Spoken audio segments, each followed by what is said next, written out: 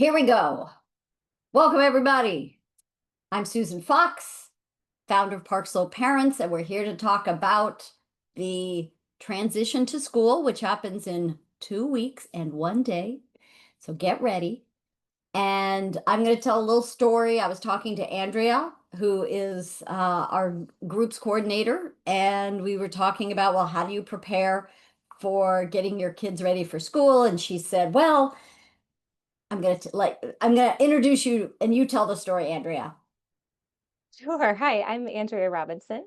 I have a 7-year-old and a 3-year-old. So we're going into second grade and 3K this year. And when my son started his TWOS program, it was almost peak COVID. It was September 2020. And so we were pretty nervous about starting school at that time. But he was set for the preschool of science, and we had just really clear instructions on how to prepare for the first day, how to get ready over the summer, and then what to do when we got to school on the first day. So we were doing our practice walk to school, which is a great idea. So we were walking to the preschool of science, then practicing going up the stairs or down the stairs. And we did it many times because I was nervous. And then one day we got there and Carmela was there. And so my son walked up the stairs and Carmela came out and said, "Oh, hi, hold on a second," and ran back inside and then came out with a lizard and let it crawl around so my son could get used to all the animals that he would see.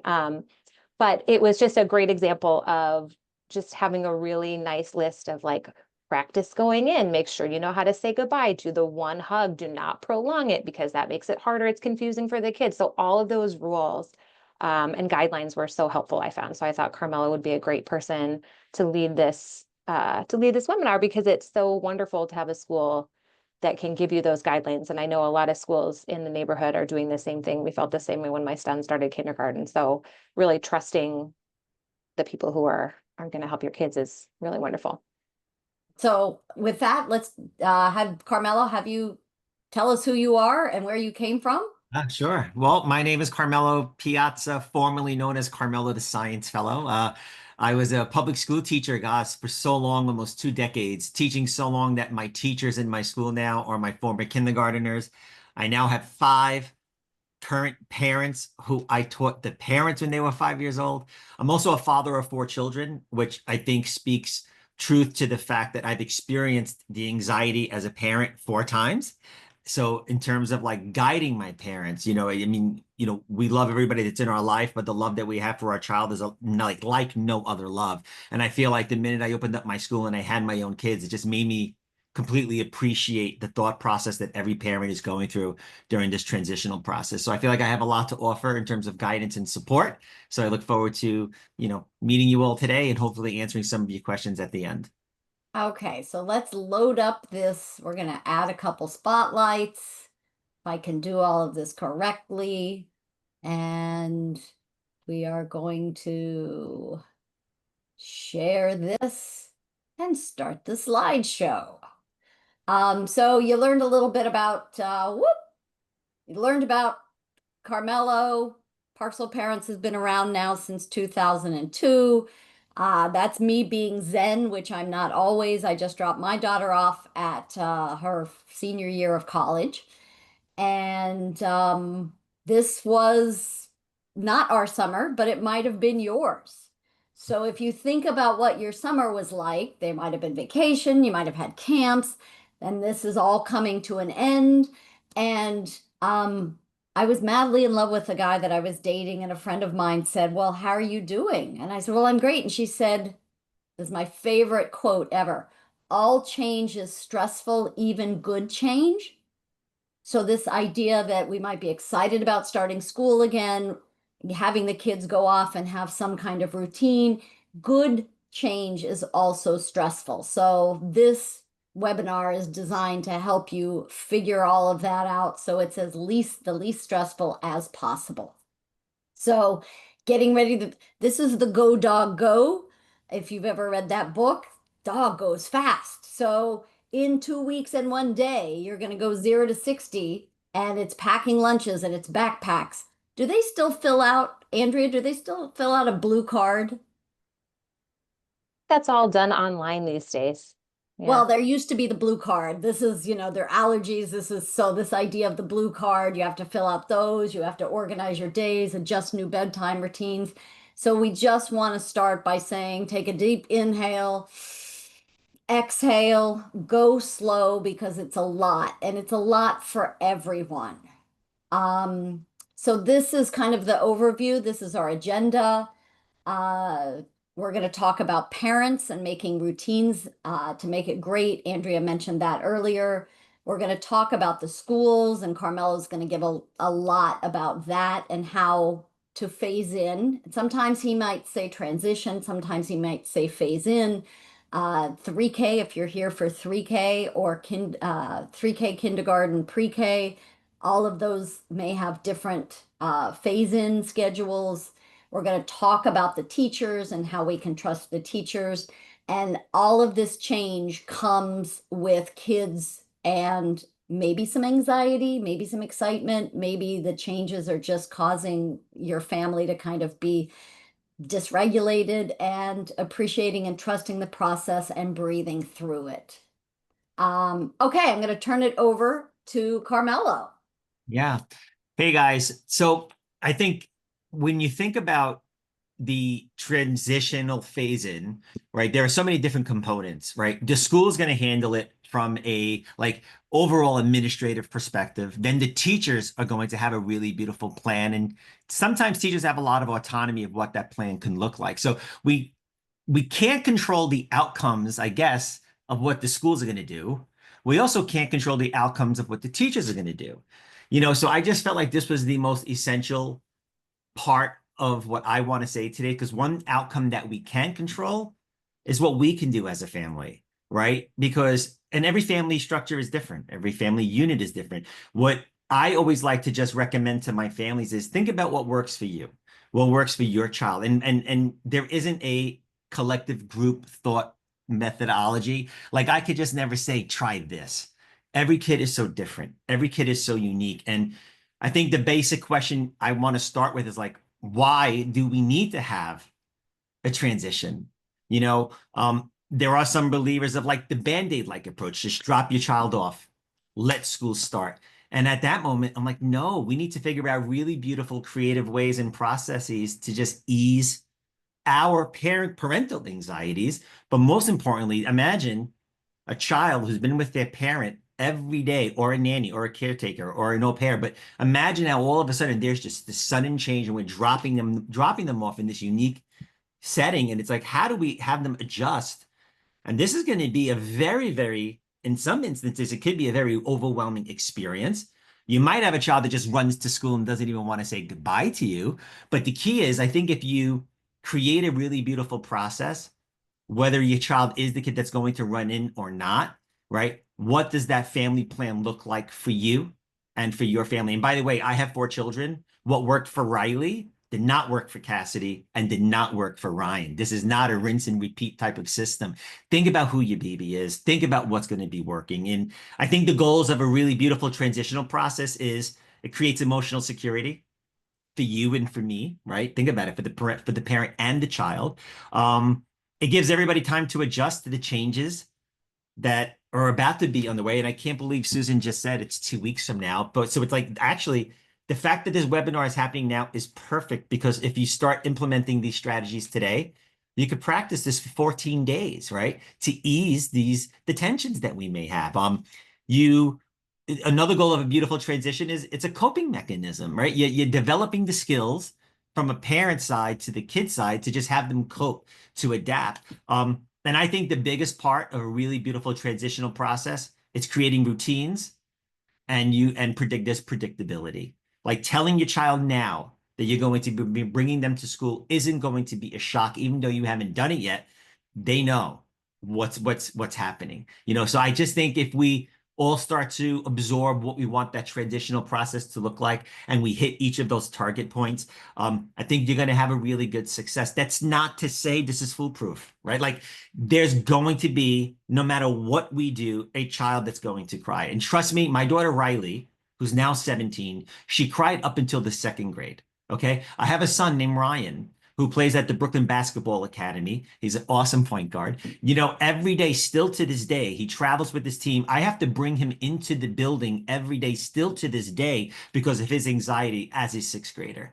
My point is, kids are different and unique. So if you feel like your process of transition isn't working, it is. Just give it time, right? And another thing I want to mention quickly is if we all have a really beautiful transition process, we start to reinforce that bridge between you and the child, between the child and the teacher, between the teacher and the parent. And if it's done and done right in all of these different capacities, I promise you, I have 4 kids. I have 275 kids in my school. Within the first week, we literally, out of 275 kids, have maybe 3 or 4 crying kids. Because if parents are on board, teachers are on board, the school together is working collectively, it's going to work and work absolutely beautifully. Susan, do you want to interject here at all? Or I have the gift of gab. I could just keep talking, you know? Well, here's my question is what's the ratio of parents who are crying and kids who are crying? That's a great question. So I have parents that cry, right? When you think about ratios, it sometimes could be a 50-50 split. You know, it's a sad moment. You know, sometimes you've been with, maybe you took a leave of absence from work and this is a complete life change. You have sometimes kids who don't cry at all, right? And so I always say it's like a third, a third, and a third. You have a third of the kids that just transition in. You have a third of the kids that are going to be crying. And then you have a third of the parents that are super emotional. Like you have parents that actually will cry because the child did not cry when you left them. And we just feel the heartbreak. Wait, they don't want me? You know, and guess what? Those emotions are absolutely valid and they are absolutely okay. You know, so don't don't judge the situation, accept the situation because you're not going to ever be able to predict which one of those outcomes is it going to be until you just drop off your child that one morning, you know? Is that a good answer, Susan? I like that answer because I was one of those who cried because my kid was like, "Bye." Yep. Yep. And So also, oh, go ahead, Susan. I'm I sorry. was just going to go ahead and say one of my things is I was a military kid. I went to 9 different schools between kindergarten and the end of high school. And we have these contact sheets to help 3K, pre-K, and kindergarten families get together with other kids from that family, or excuse me, from that school. And it knowing that Missy King, if you're out there, Missy, write to me. But Missy King lived next door. She wasn't in my classes, but I knew she was going to the same school. So that's one of the reasons that we have these contact sheets to try to help kids just have a little more comfort in, hey, I'm going to know Billy. They might not be in my class, but I'm going to know Billy at school. And we had a play date in the park or right. Sometimes you can even go in the playground at the school that they'll go to. So I just wanted to plug those contact sheets and we'll send those around again. Oh, are we ready to move? Oh, Yeah, I just wanted to, oh, sorry, yeah, again. oh, I'm sorry. I just wanted to jump in for the family plan slide. I think family plan is such a great title because like I said, I felt very well trained when I had my son going into school. And then with my daughter, I was not prepared for like doing the whole family, knowing that both kids needed to be prepared. So we dropped my son at camp and I had prepped him when we practiced. And I got him off through the door. And then I turned and looked at my daughter and she said, so it's also important to prep either a younger or older kid, whichever one is maybe going to be there during the drop off. Same thing when we went to drop my daughter off at camp. My son, who's older, saw that my daughter was crying and he got very upset. And so we had to sit down and say, like, oh, now that we know this is happening, we know she came home happy after the first day. We have to trust that she's going to have a great time. We know that she will. And it's confusing to her if we are not confident. So whoever's doing the dropping off, right? You have to be very confident. You know the kid is going to have a great time. And I had not thought to bring the other kid into this. I was all preparing myself and the one that was going. So just important to remember the whole family has to be on board as best you can. Yeah, I love that. Um, we put some of our favorite books. My favorite book is The Kissing Hand, and we'll send out after this a whole list of the different books. Nicole from the Park Slope Library has curated list. We have a curated list. So these are some of the our favorite llama llama llama. If you haven't done Wordle, I'm not giving it away, but llama llama Mrs. Mama, Yeah. the kissing hand, the night before screen, and this Daniel Tiger is just a I looked for one for Bluey. I couldn't find a good one for Bluey because I know Bluey is a big thing right now. But Daniel Tiger has today I'm going to my visit my new school, and it takes you through that process. I was going to show a video, and we'll do that later if you want, but I want to get through all the content because it this webinar was starting to go to 2, 3, 4 hours, and I thought, we can skip Daniel Tiger. So I'm going to turn this back over to Carmelo. Yeah. So when you discussing feelings with your child, right? Like I said, I don't think that should happen the night before. I think it should happen. And I love what Andrea said, that she was going to the school to just have visits. Now, if the schools aren't letting you in, that's okay. I have cameras all over my school, and I'm kind of crazy. I'm always looking at my school because we're painting right now. And I go to my front door. I kid you not, every hour I'm seeing another parent in a stroller in front of the door because and I didn't even tell them to do that. And it's just an innate ability for some parents to just, you know what? I can't get in because the school's closed, but I'm going to not only discuss how my child's feeling about being in a new school experience, but I'm also going to bring them to the school, conquering kind of like, two really awesome aspects, because now your child's becoming familiar where they're going to be. It's giving you an opportunity to really think about where your child's coming from.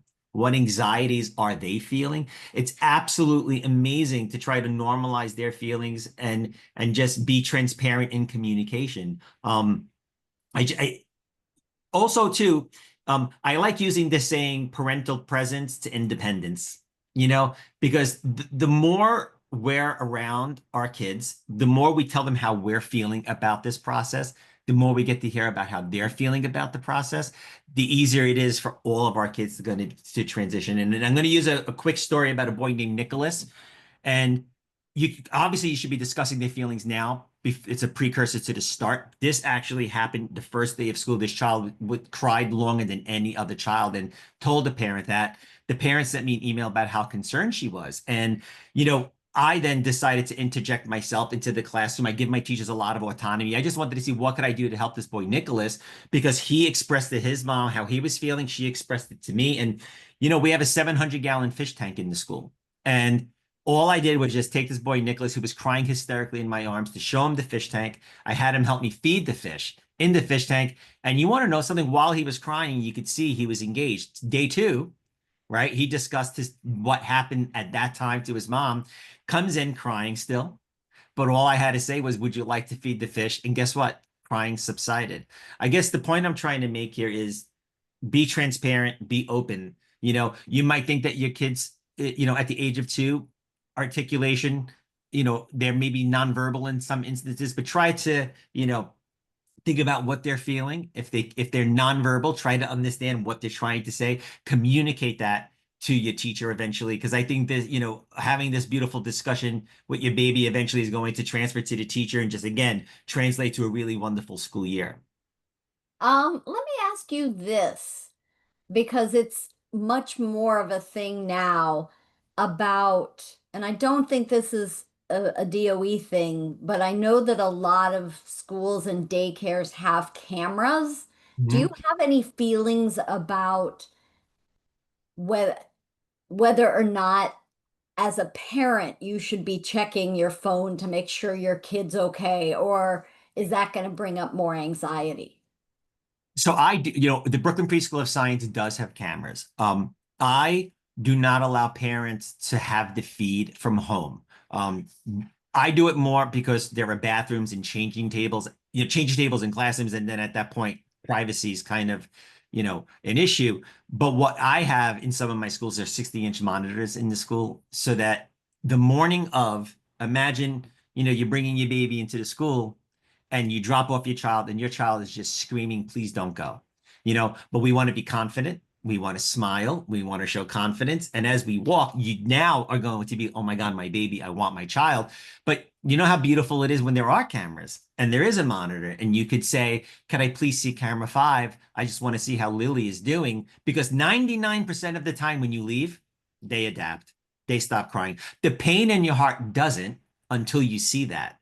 So if you don't have access to seeing the cameras from home, because I don't allow it and I apologize, you absolutely could ask the school, can you see the monitor? Just so that you can see how your child's doing. And I mean, I have a very open policy. My schools are very community oriented. I have parents that could go to Trader Joe's, come back 2 hours later and just say, can I come in and just see how my child's doing? So that's how I view, camera observance, I guess, is that, but some schools do give you the feed that you can watch from home, which is an interesting process, not a wrong process, but a different one. Yeah.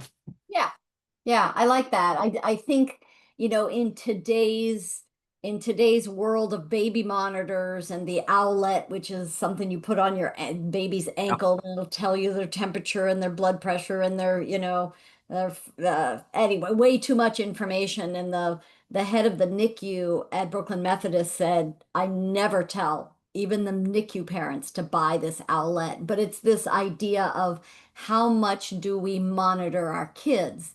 And then they go off to college, and then you're like, oh, they're at the Delta Sigma Chi party. Do you do that? Do you keep monitoring them? So I always think about that in terms of Hey, Susan, what I could say is this too. The beginning of the school year, it's almost like a Game of Thrones episode is on the monitor because every parent just wants to see how their baby is doing. But you know what? 7 days into the school year, there's nobody watching anymore because it just, the routines kick in and kids are going to adapt. The teachers are just so versatile. It's just a beautiful process to see. But just know that you should always have the right to see if you do have, and it's afforded to you. It just eases anxieties. It gives you reassurance to know that your baby's fine. Yeah.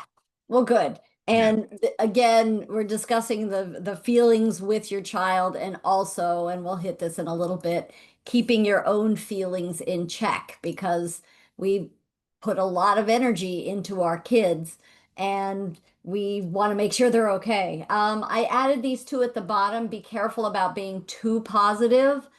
If you think about, whether or not you just say, "Oh, you're fine. Don't cry. You'll make friends. It'll be okay." And whether or not it's a good thing to discuss those fears and Yeah. acknowledge their feelings. Okay, let's move on, because again, we could talk about this Yep. all day long. I talked about the contact sheet. There's a lot of schools that have this big graphic on the left is PS 124 has an enrollment week where you can go to orientations and all of those things, all good ways to have your kids be on campus, meet other kids, meet maybe their teacher. And then this idea of practicing saying goodbye. Do you have Andrea, do you have a goodbye routine that you did with your kids? I remember being told to do one hug and you say goodbye. And so I tried to do that. My older son had a really hard time sometimes, but not all the times. And I noticed the easiest times were when I had the routine and the school also expected that routine to be upheld. So if he was at a camp where they were like sort of loosey-goosey and weren't totally prepared for kids with high emotions, it was a lot harder than at a place where the school was ready to say, okay, you said goodbye to your mom and now I'm going to help you get inside. So it's really hard. And I know it's also like I would always want to run back and just get one more look at him, which is the worst thing you could do because then they're like, oh, it's not over. I do get another chance. Like if I cry long enough or if I yell long enough. Um, so yeah, the one hug and say goodbye and I'm confident you're going to have a great day is what I try to do every time. And then just believe Yeah. that it's going to be great. Because at every pickup, they're like, oh, I had the most fun today. So Yeah.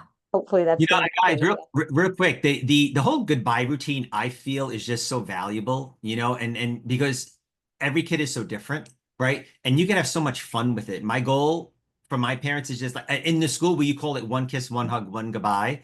I love it. It's beautiful. But you can have some fun because you actually have to walk your child into the school. So it could be a going into the school routine, which climaxes into a goodbye routine, right? And it's like, just keep it simple. Maybe you want to create a special gesture or you want to do a special dance. Maybe you want to give them something that has your cologne or your perfume smell on it, right? Like there's just, you could have so much fun with what this goodbye routine could be. I'm just, with my son, I would always, I'm very huggy and lovey as a parent, so I would always hug them, hold their hand, walk them into the room. I would always whisper something really special in his ears. I would give him a big hug and then I am out. Once you say goodbye, you do not go back in, because it just creates the false anxiety and the false hope that you're going to be coming back again and again, and their crying will just become worse and worse. But goodbye routines, I feel, are an asset. And again, you can control that beautiful outcome. You can have so much fun with it. Yeah. I'm And excited because, oh, I'm sorry, Susan. I just because of COVID and then the years that my kids have been in school, I've never been able to walk a kid into a school. So this will be my first time walking my daughter in. So that'll be a little different. We'll see how it goes. But it was always just goodbye at the door for the other one. So we'll see how different that is. But I know the goodbye is that's it. That's the end. Luck, yeah. Andrea. So we're on the transitional objects. Tell us about those. Yeah, and again, every school is ideologically different, right? So there are some schools that may be in favor of transitional objects, like some Montessori schools. This is not a knock on them, but they want to foster a lot more independence, so they don't allow pacifiers in some instances, right? I love transitional objects because it's a reminder of you, right? And what is that transitional object that's going to help the child think about their home and think about you? And it just makes this beautiful connection. It fosters beautiful emotional independence. And there is nothing wrong with it, right? Like when during COVID, we were not allowed to bring fabric like items into the school. There were just so many rules and regulations.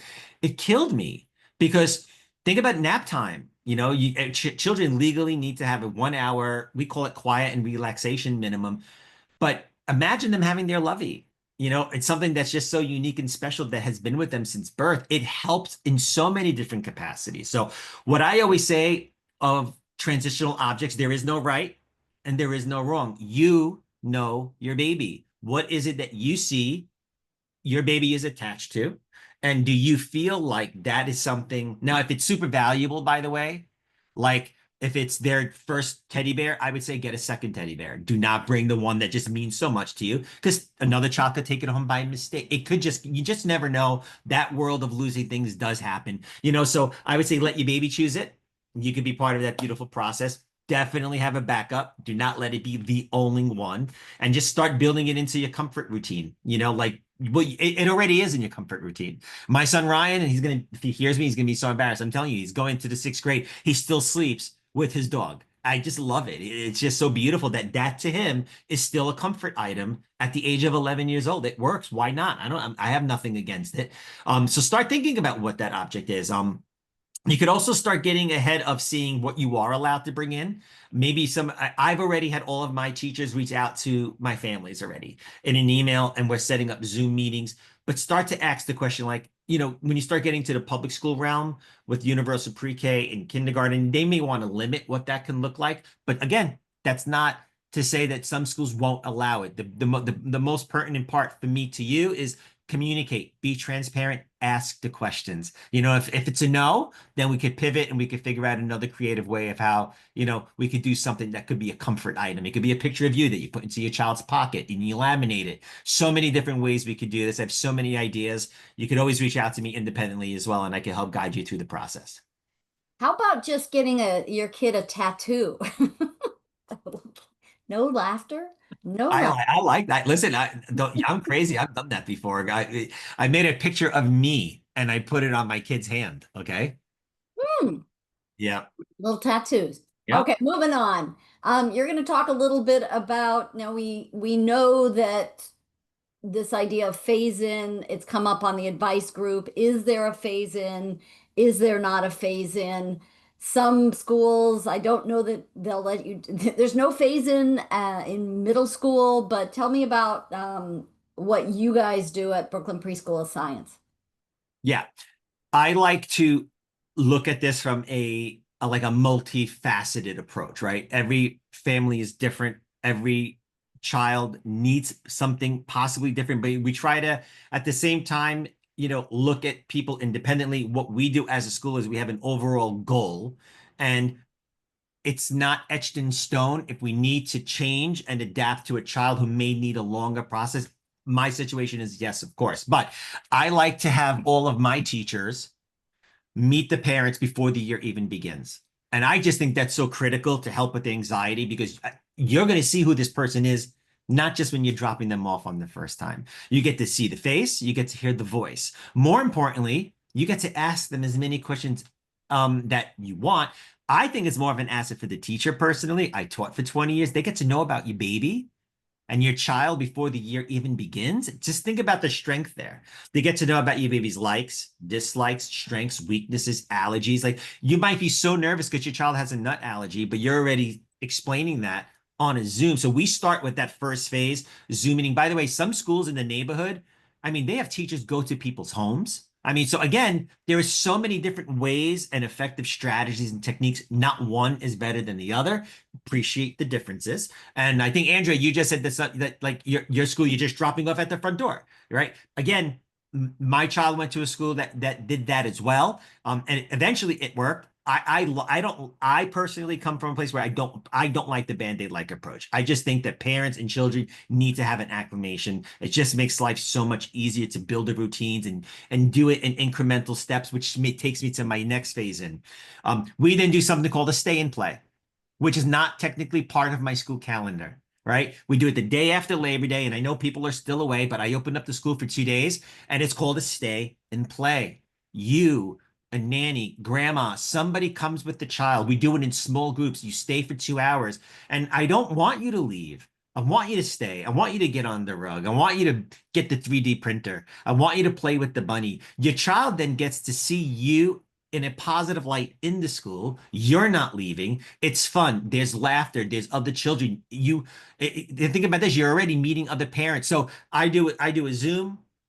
I do a stay and play. And then to me, the most critical aspect of a very effective transition process is a phase-in process in incremental, longer steps, right? So what I do as a school is I do right after my stay and play, I want my phase-in to be mandatory. I do a 2 hour morning. Parents must stay and engage during the 2 hour morning. Day two becomes 2 hour morning. Parents stay for 1 hour and then one kiss, one hug, and one goodbye. And generally speaking, I promise you, after you do the Zoom, the stay and play, and day two of your phase in, you're going to have a small percentage of kids crying. Day three, 3 hour morning, drop off in the classroom is what we do.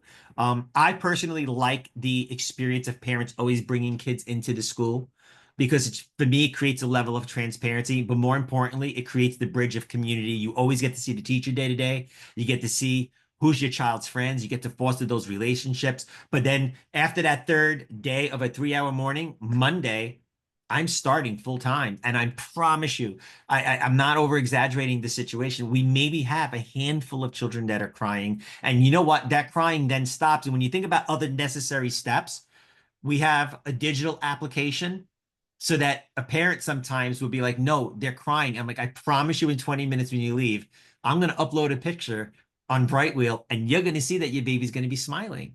And we do that. And it eases such tensions and anxieties for the parents because they know that their baby now is in a great place. So, Susan, I want to just respect other schools and institutions because this is what we do. And other schools have some form of this, right? They may do some, they maybe do all, they might even do even more than what I'm doing. I personally don't think a phase-in should be longer. Why? Because if it's longer, it's the false hope that you're part of the process and your child's going to have a much harder time to acclimate because they're just going to always want you there. So that for me, it's just the perfect remedy. I've been doing this now for 20 years and I feel like I got it down right. I got it to a science. Haha. Yeah. So one of the things is, again, this came up on the advice group. A lot of DOE programs, pre-K, kindergarten especially, aren't going to have this kind of phase in. Do you have any, is it all about setting up the routine beforehand and doing all that discussion? Because I'm sure if I was sitting here listening to this and it's like, well, my kid's not going to your school, I'm gonna have to Yeah. leave him at the door. So what advice do you have for the leave at the door parents? Yeah. I think that all of the strategies that we discussed in the prior slide, right? Like Andrea suggested, walk into the school, having conversational pieces, start thinking about what is that token item that you can bring to the school, right? Just start building those routines and strategies so that if you do have to drop off at the door, think about what that goodbye routine could be. And most importantly, if you do have to drop off at that front door, just be positive. I know, listen, my wife, who I love, is one of my favorite teachers I've ever seen. And when we had, we taught for so many years, we never really understood what it felt like when parents were crying because we just didn't have a child. And when we dropped Riley off at PS 261, I taught there for almost 20 years. Riley cried so much that my wife cried so much. And I looked at my wife, and as we're walking away, I said, so that's what it feels like, right? Like, it gives you such perspective. So you have to have emotional confidence, even if you're putting a facade. Just smile when you're saying goodbye, because it's almost like it's like having the teacher who starts the class grumpy. It's going to exhibit grumpy energy to the kids. We're positive, they're positive. So if you show happiness and they're still sad, eventually that happiness is going to translate to their happiness. So that would be my suggestion. And by the way, in PS 261, and I'm not advocating for them as a school, I'm just saying they actually had a really beautiful process. When I brought Riley in pre-K there, I was allowed to stay in the lunchroom with her for the first 30 minutes of the day for like the first week. So every public school does something so unique and different. They all have their own autonomy in that capacity. I think, again, if you know who your child's teacher may be, or if there's a parent liaison, a parent Uh-huh. coordinator, get in their ear. They're back next week. Ask those questions. Why wait? I mean, they're working. Say, hey, what is the phasing going to look like for? And I think almost all kindergarteners allow parents in the school the first day or two. So they all do something very wonderful and different. It's very rare from my experience to see schools doing a complete start of the year right at the front door. Did some form of an internal experience before you have to leave them at the front door, if that makes any sense. Yep, that makes sense.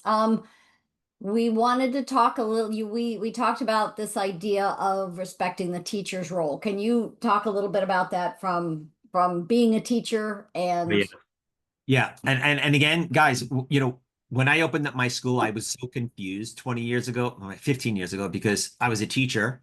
My daughter Cassidy was the first child enrolled, and now I'm a business owner. And I'm like, what lens do I want to look at out of? The beauty is I had the opportunity to experience all three.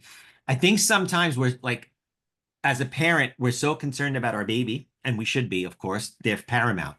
But then we have our own anxieties that we have to deal with. But sometimes it's the teachers that are often forgotten. That imagine that you have that one child that we're worried about, but they're going to have 15 of them. And there could be a chance where all 15 are crying. Now, imagine the teacher's anxiety when they have to deal with classroom management. While they're dealing with classroom management, they have to start establishing routines. While they're doing that, they still have to engage with parents and communicate effectively. They also have like administrative necessities that they need to get done. They have to address safety concerns, what allergy exists. Like, just imagine the role that the teachers are playing at the start of the year and the anxieties that are so heightened at their capacity. And then not only that, they also then have to start thinking about about teaching, right? They have to start meeting you. They have to start thinking about differentiated instruction. So the role of the teacher, I think, is just so positive. Sometimes I you know, I've been a parent. I never ever was a parent that ever overreacted. Maybe it's because I was a teacher for so many years and I saw what would happen at that capacity. My advice to parents is, you know, be nice. Be nice when you're speaking to your teachers, just because there isn't a collective group of kids at the start. They're all individuals, and the teacher has to mold them. She has to build routines. She has to get to know them individually. She might realize that or he may realize that it's like a dinosaur toy that may get your child to adapt, and they'll bring little knickknacks. My point is, okay, set realistic expectations of what you want for your teacher here because their role is so critical in this process and it is extremely overwhelming for a teacher to meet 30 different families, have 15 different children, and at the same time having to meet the needs of the school, right? And if it's a DOE school, you're getting, from the district down to the principal, it's a lot of pressure and anxiety. I'm not advocating necessarily for teachers. I'm just saying appreciate the teaching process. They do a really remarkable job. They're so empathetic and loving and kind. And I promise you, they're going to do it and they're going to do it right. They are. Yeah. I was looking up when we were putting this together, 86% of public schools struggle to hire educators. So we don't want to be mean to the teachers because we don't have enough as it is. But we wanted to pop that in there just to help give you a sense of what they're dealing with. Yeah. Um, so yeah, I want to kind of ping pong with Carmelo and with Andrea about this, but when you start thinking about the next 2 weeks, so you can't even do this 21 days. We used to write on toilet paper the numbers backwards and rip off a sheet of toilet paper to know this is how many days left we have of summer. And that's what this use of the countdown calendar is. Getting ready for school it's a lot. It can be fun. Some of you are buying the kits so you don't have to go out and school shop. Others are shopping for school. So definitely these are some of the pre-planning things, getting plenty of rest. Andrea, tell us where you are and when your kids are waking up right now. Well, we're traveling, so we had a 4:30 a.m. wake up the other day. Um, But yeah, I mean, they don't sleep super late, but if they're sleeping until 7, that's really just too late for school. And this will be our first year where we have to get both kids out the door instead of just one. Um, so we've been talking about it a lot. I feel like we've been talking about it for months, like even before the end of the school year, because it'll be my daughter's first year in full day 3K. So she's been very excited. She keeps saying she's going to kindergarten. We're not quite there yet. So we say in a couple years, but talking about it is something we've been doing a lot, a lot, a lot.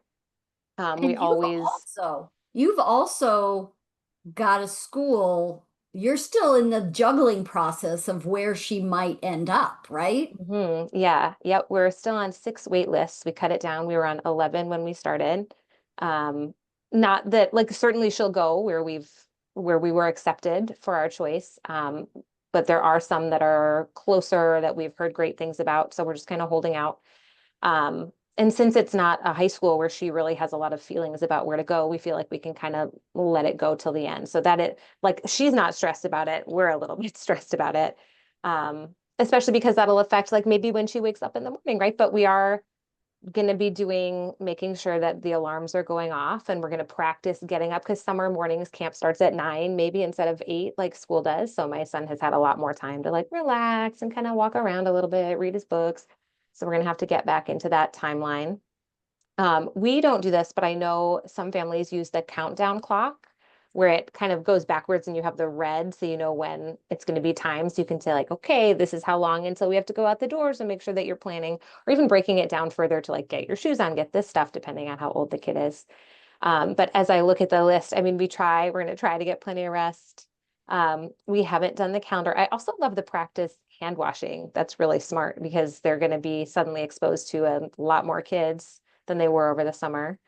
Um, and siblings at home. So as we were saying earlier, like I've been prepping them. We're not sure yet based on where my daughter goes, whether they'll be going together and then partying or whether we'll be sort of splitting up the drop-offs. So that will affect our conversations as well when we figure that out. But everybody knows that everybody's going to school and that everybody will get picked up at the end of the day. So just as many norms as we can set, we're doing. Um, and we're going to start practicing taking my daughter to school. My son has been at the same place for the last 2 years, so he's a pro. He could get there on his own. So we won't have to do practice runs for him, but we will for my daughter. And then we do close the night before just to make that less of a stressor. And that's not a perfect system because sometimes in the morning there's suddenly like a blue shirt that we need or the shorts are too something. But we do try to do that just to alleviate anything we can from the morning. It was interesting. I was reading something and it was talking about Fair Play, which is this book that talks about, the emotional load and da da da da da. But there was a woman who said it doesn't really work. What works is community play. Like, and by that, that's not the term she gives it. But what she's trying to say is, partner with another family. You take the kid, you pick up the kids one day, and that's less work for me. You take my kid home. I swear the best piece of advice I can give is to find, if you have more than one kid, find that family that has two kids the same grade and swap off. So if it's a school holiday, which there's a ton of, then one day I took those two kids and gave the other parents the day off, and then we swapped. So if there's drop-offs, if there's pickups, get to know the people who are going to your school and try to share the load.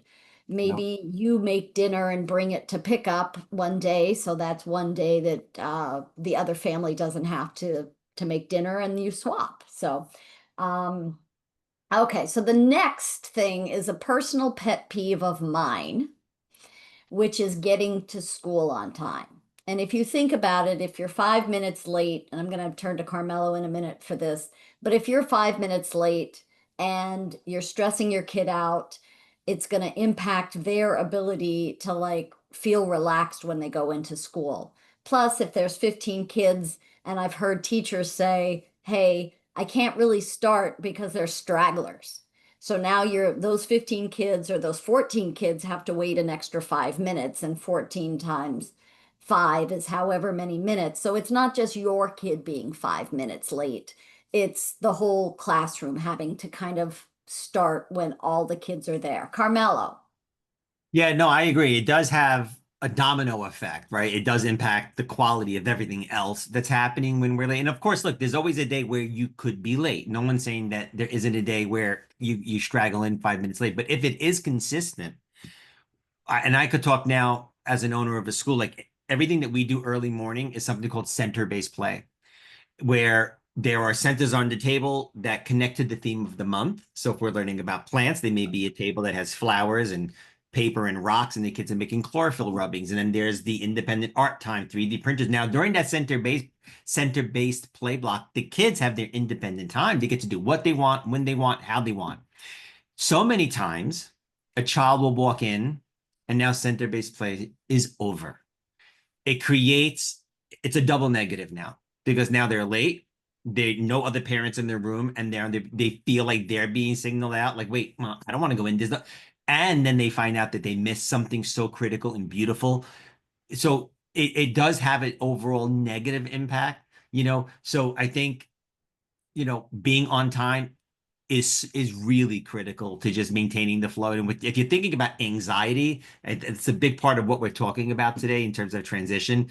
I think getting them late, it's kind of just taking 5 steps back, right? If you did all the necessary steps to build the routines, to help them adapt, to make the transition so beautiful, but then we're late every day, it just defeated the purpose. It really does. It makes it so much harder. And it's usually the parents, and again, there's no judgment here, but it's more oftentimes it's those kids, the kids that cry the most are the kids that are getting there the latest. It does have a negative overall quality on them and on their psyche. Yeah.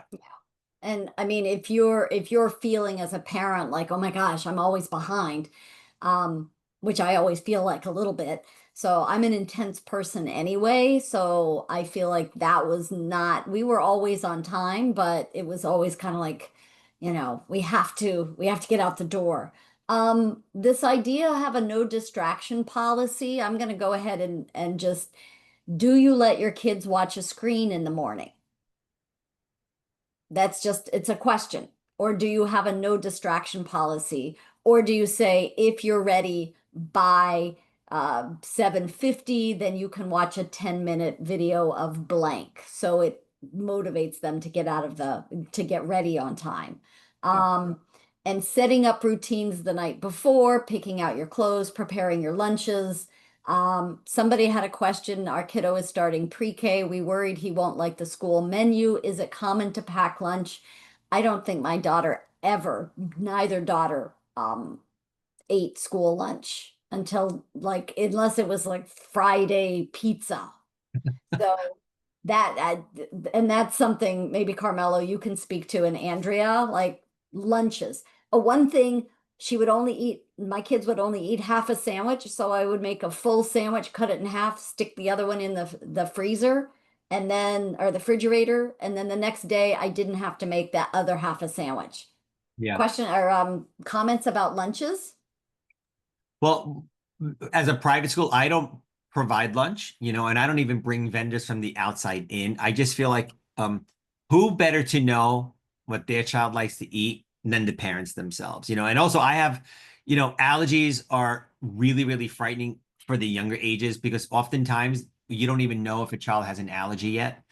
So to me, vendors just don't know. We just don't know. And at that point, I just think it's just so much fairer for the parents to provide lunch. And also, when you think about all the different nutritional beliefs and wants from our families, there, and again, like my goal is I want to adapt to what you want and what you need, and you could control what it is that your baby eats. Now, when my kids did go to public school, I have four kids, three girls and a boy. So two of my kids never wanted to eat public school. The other two actually loved it. And I was like, yes, so you have lots of different versions. And if they do go to public school, you could still pack a lunch, they can't heat it necessarily or cool it necessarily, so it would have to be something, just think about that component, of bacteria and growth and from that capacity. But Andrea, how do you handle that with your kids?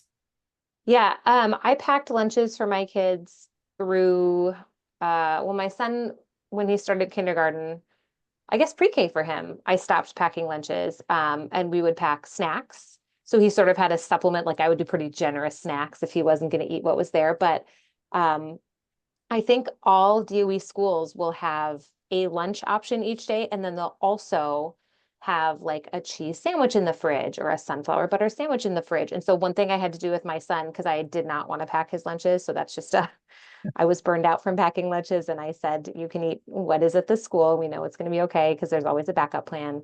That's not for everybody. We're very lucky that we don't have any allergies that we know of. But we did have to sort of do a practice run of like, remember, if you don't see something you like, then we need to know the name of the person who's behind the lunch counter. And you can say, Miss So-and-so or Mr. So-and-so, I would like a cheese sandwich. I would like a blank. So that's, I guess, one additional prep that we have been doing. And so we do plan to do the same thing when my daughter starts pre-K. We'll pack snacks. And this past year, because the lunches can be really scattered throughout the day because of timing, we were told like your kid is going to eat lunch at, I think, 1 p.m. or something, which sounded really late. So make sure you do a big morning snack. And then there was also a rotating schedule where different parents each month would send in like a bulk, a lot of goldfish or a lot of something in case kids ever forgot their snack. So that was a really good like community play example, right? Everybody was teaming up to make sure that kids were fed. Yeah, but Yeah, there's a big mix at Walter at my son's school about packing lunches and eating the school lunch. It's all over the place. I'm happy you brought up the 1 p.m. lunch. Sometimes some schools start it so early. It's the opposite. It's 10:30 in the morning. You have 1,000 kids at a school. There's only 3 periods to get the lunch in. I think the minute the beginning of the school year starts, just adapt quickly to what that can look like. Pack the extra snacks, like Andrea said, because if it's 1 o'clock, it's very late from 8 till 1. That's a long time for a kid to sit there and not have any food in their bodies. And likewise, if they eat at 10:30, by the time school is let out at 2:20, they also might get hungry again. Yep. So, yeah, so definitely something to do. So this little morning routine basically is what we had on the back of the door. Get Mhm. up, make your bed, tidy room. Okay, that didn't really happen all the time. Brush hair. My one daughter didn't brush her hair, and I don't know, until she was a lot older. So be okay with like maybe they brush their teeth, they don't worry about their hair, they get dressed, put on shoes, coats, and backpack.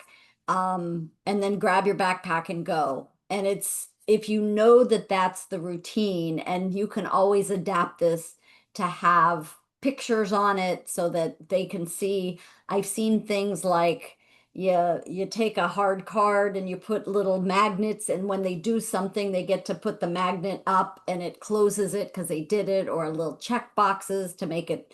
I love me some checklists.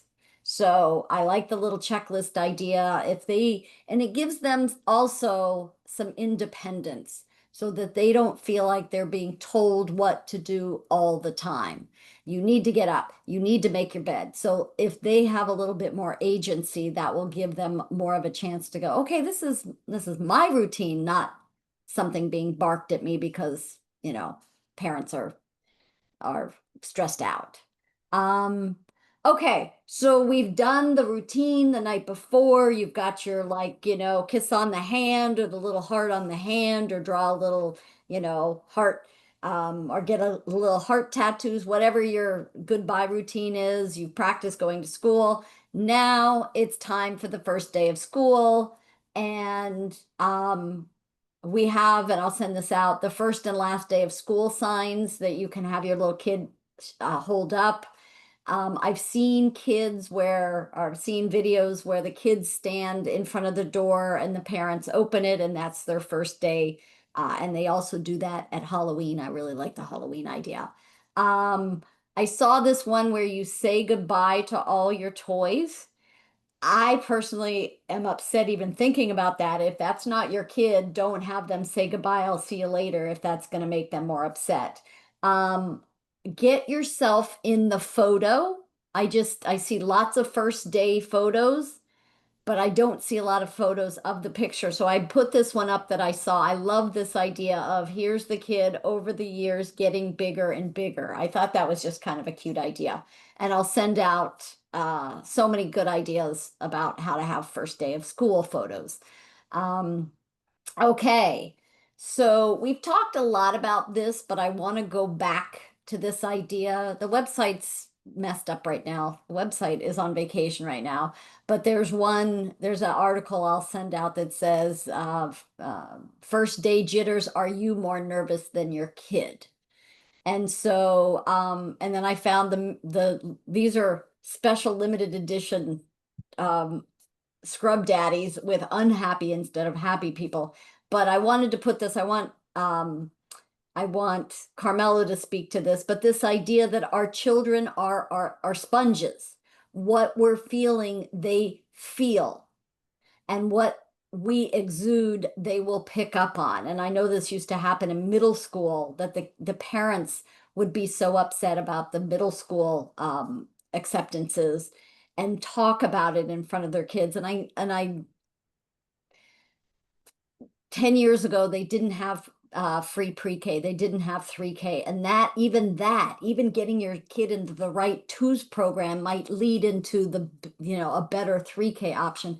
And it's created a lot more anxiety. But with all that anxiety, Carmelo, what could you say about helping kids or helping parents manage their own feelings?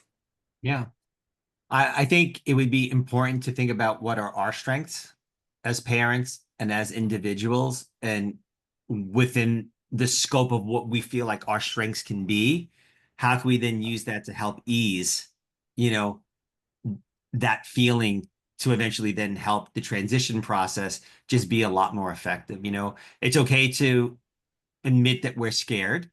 I mean, this is your baby. It is a scary process. You're putting the trust and the love of this child into someone else's arms who you don't necessarily know at the start. So your emotions are absolutely warranted. And I'm telling you, the minute I became a parent, I became a better teacher, because there isn't ever a parent in my world that ever could say is crazy. No, you have the right to be who you are, to feel how you feel. My job as an owner, or always as a teacher, was just to appreciate that that's just how you feel. Those emotions are absolutely warranted. And so, you know, setting that positive example, though, I think is the gateway to a successful start. If we're negative, we're emotional, your children are going to be negative, they're going to be emotional. So get a hold of what it is that you're feeling. Try to bottle it up, I guess, internally when you're at the school. Then you can let it out and also reward yourself after. It's stressful when your child is screaming and crying and you're crying.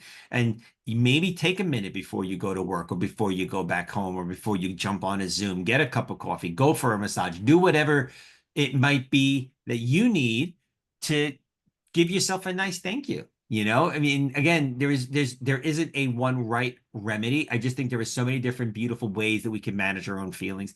I just think the quicker we realize what strengths we have to help that with that transition, I think it's just going to make the start of the school year such a beautiful, effective one. Yeah, I like that idea. I like the idea of the massage, but I like the idea, again, we can go back to the pre-K, kindergarten, 3K contact sheets, is just, we're setting up these different play dates. A lot of the schools are setting up these different play dates. Set up an adult drop off, Yep. an adult drop off coffee.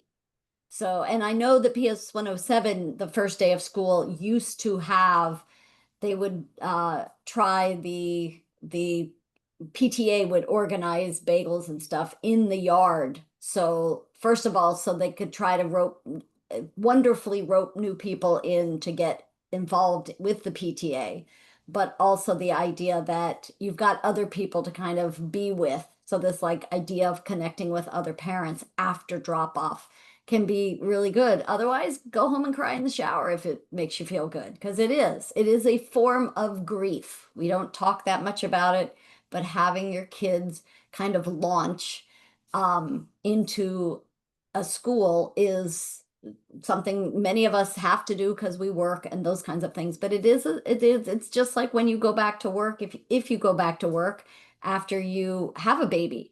A friend of mine just started back today after a wonderfully long 6 months leave. And she was kind of holding it together. And she goes, I know I'm not going to make it through the day without crying. So this is a different kind of grief. So, And so Susan, real quick, just one more thing, and also celebrate the small wins, right? mhm. Don't think that the entire process is just going to be perfect. If you get up, get them dressed, get them out of the house, get them to school, and they cry, that's a win. That's a Yeah, win. So yeah, just take the small wins until eventually it's a free-flowing, beautiful transition daily. yeah. I see another question. Any tips for parents whose kids will also be simultaneously transitioning to a new school and new aftercare, which will pick them up from school? Not just one transition, but two transitions. I'm going to give that one to you, Carmelo. Yeah. So if you can, I think it may be nice to maybe, and of course, will work allow that, right? Maybe just start the first without the extended day option, maybe for at least a day or two. Like I'll use specialists in my case, right? Um, I do not bring in specialists, music, yoga, Spanish dance into my school until 2 full weeks into the school year. I want my kids to have the opportunity to acclimate, meet the teachers, meet the children. Then I then try to do something different and bring in specialists. It's just less is better than more. Of course, if you can't, you know, is there somebody that can be part of the process? Maybe like Susan said, partner, have a buddy system. Is there another parent that can be there for your child? There are lots of different creative ways because you're right. One transition is hard when you compound that with two in two different places. Sometimes the second transition is a lot easier because you're already not there. It actually could probably, I think in some instances that transition is easier because they're with already somebody completely different and isolated from their parent, caretaker, nanny. But that would be my advice. Yeah, and I know I've written before, and I understand, totally understand that a lot of people have to work till 5, sometimes 6, and they need that transition to the second aftercare. But if there's a way to even one day swap with a family so that they take them to the park, or at least if the program they're going to gives them downtime, because here they've gone to school, they've sat in circle, they've gone to lunch, they sit in their desks, they line up to go out to PE. Somebody comes, picks them up, and now they're in an aftercare. So if you, when you look at these after school programs, and ask them about downtime. Is there a few, are there a few minutes when people are coming in that they, like you were talking about, have some sort of thing that they can play by themselves so that they're not automatically switching gears into here's an adult telling them how to do something and following directions. So I think where you choose to go, I think ends up being important. And somebody, it was brilliant. They were like, how much does it cost? How much is it going to cost me for aftercare? And they wrote this brilliant summary. I'm going to look it up real quick. And it's on the advice group. And let's see, 509, where is it? It was a summary of budgeting breakdown. So after school care ranges from 3,000 to 7,000 per child. If it's an on-site program, you're talking about 3 to 4,500. Off-site pickup programs, that will cost you more money if you have to pay for somebody to pick up your kids with. So it's a lot. It's a lot. So if you can try to back off, and of course the after school programs are going, don't say that. But if you can have one day where they go to the park and you swap off, even if it's once a month that you have to take an afternoon off and take 3 kids to the park to play by themselves. So I'm a big proponent of those kinds of let them just play and not have an adult directing their behavior. Although there's lots of really good programs, don't get me wrong. Um, so the first few weeks, this is what you were talking about, Carmelo, about not having a bunch of new things that they have to do. The first few weeks, your kids are going to be adjusting to these new routines. You're going to be adjusting to new routines. They might be grumpy, you might be grumpy. It's a lot to do. So take it easy. Plan a lot of family time, plan a lot of play time, nature time. And I swiped this from Dr. Becky. It's on her Instagram feed. But what can you say to people that are like, hey, do you want to get together? And these are some of the responses. I'd really love to catch up, but right now I need some space to recharge after the whirlwind of getting everybody settled into school. Can we chat about it later this week? This other thing, I'm working on being more present with my family as we adjust to the back to school routine. I'm also trying to stay off my phone more. If I don't respond right away, that's why. Thanks for your patience. Because I know, like, if I go out, if I go on vacation, then I'm constantly checking my phone because I'm thinking I'm missing something, and then I'm not as present with the people that I'm with. So I'm addicted, I admit it. But if we can give more devoted time to our kids after school and to just have the downtime. Thoughts about that, Andrea or Carmelo? No, I think you said it beautifully. Yeah, I agree. I think it's a great idea. I think it's so tricky because oftentimes kids are so excited to see their friends and do more play dates. But I also know there's a lot more meltdowns right at the beginning of the year at pickup after I forget the term, but the kids have been like holding it together all day and then the restraint collapse, I think it's called. So the more I can just kind of get my kid home and like get him a snack and relax, I find that to be a better start to at least the first week of school for sure. Yeah, I was on the elevator with my neighbor and she had some mango in a cup and was picking up her daughter, and to have a snack ready when you pick them up, because again, like we were talking about, if they eat at 10:30 and don't have any more time to eat a snack, then they might be really hungry, they might be really grumpy. Tell me the name of that again. Restraint, I think Andrea? it's called, yeah, I think it's called restraint collapse, where they've just been like trying to keep to the structure all day and they have to do all this stuff and they're coming off of a looser summer. And then, so it's not that they're mad at you, they're just like they can't do it anymore at the end of the day.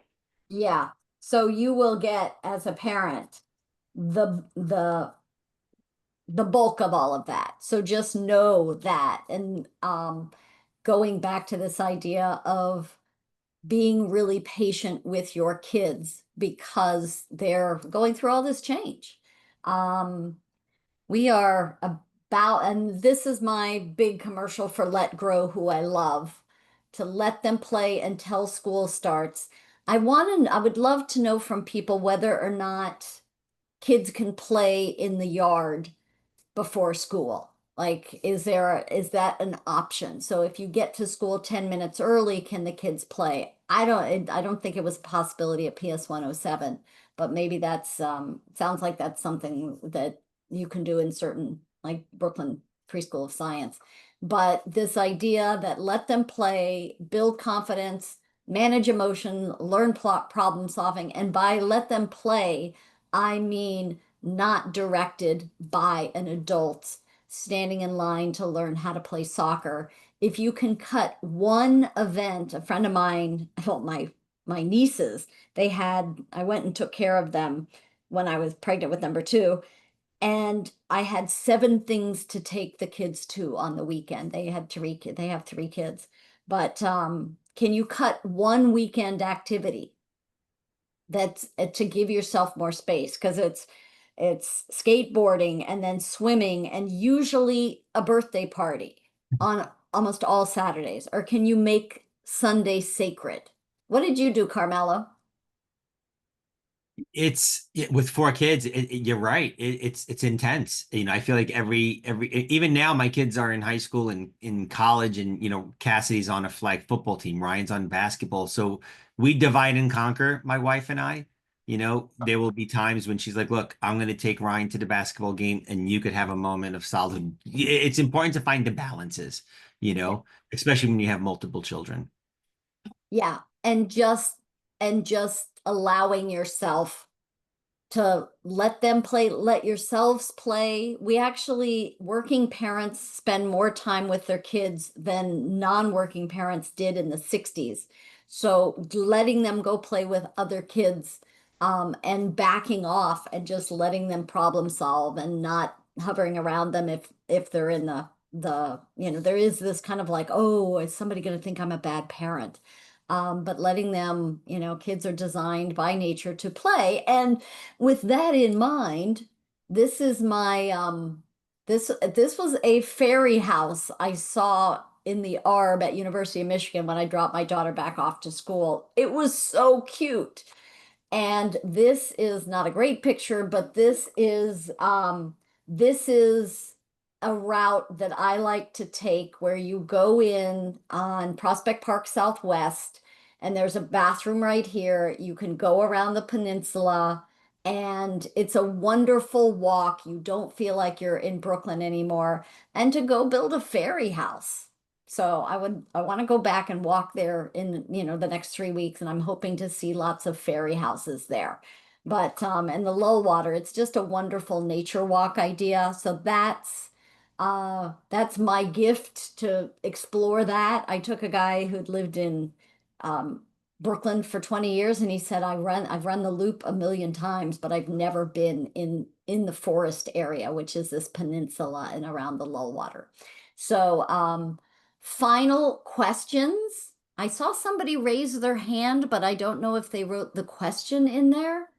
But do you have any last questions? That was a lot, and it's going to be a lot in the next couple of weeks for you to you know to cope with. Any final thoughts, Carmelo? No, it was a pleasure to meet everyone. And like I said, if there are any questions that were pressing, I think a lot of times when you get off the Zoom, sometimes you're going to say, "What? I do have a question. I'm happy to answer any." Carmelo at Brooklyn Preschool of Science, or you can reach out to anybody on this panel. You guys I wish I could have seen you in person. Maybe next year we do something like that. And we could use my school if we wanted to do it in person next year. That could be fun too. So, That would be fun. yeah. Can everybody do me a favor since we still have people here? Can you put in the Q&A one thing that you're taking away?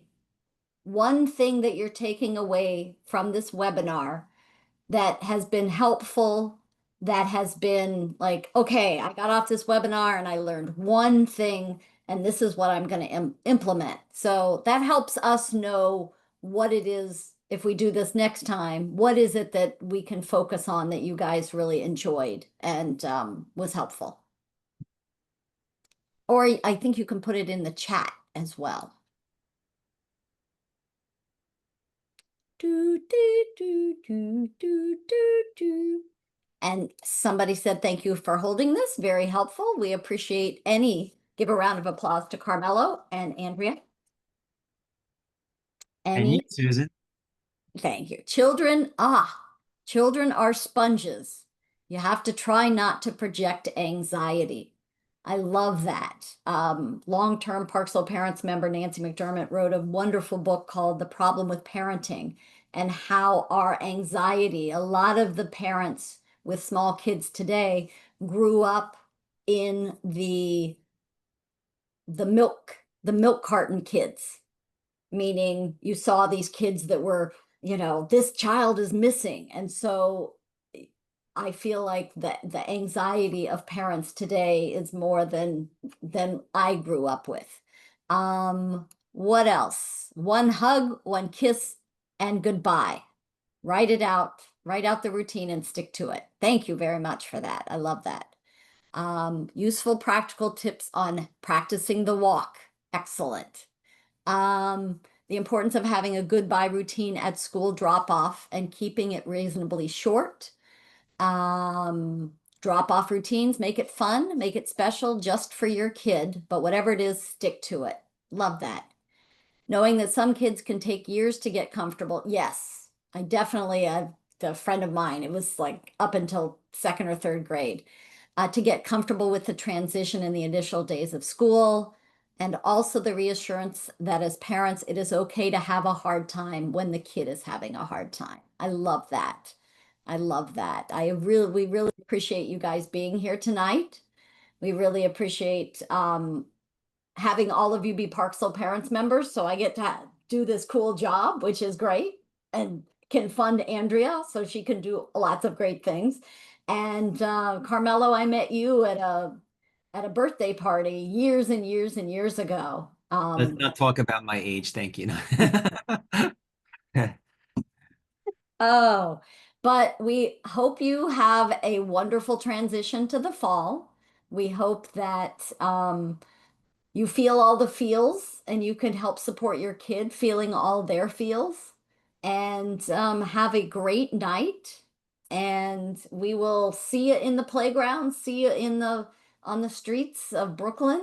And it's awesome. You guys have a great time. Kids Bye, are everybody. great.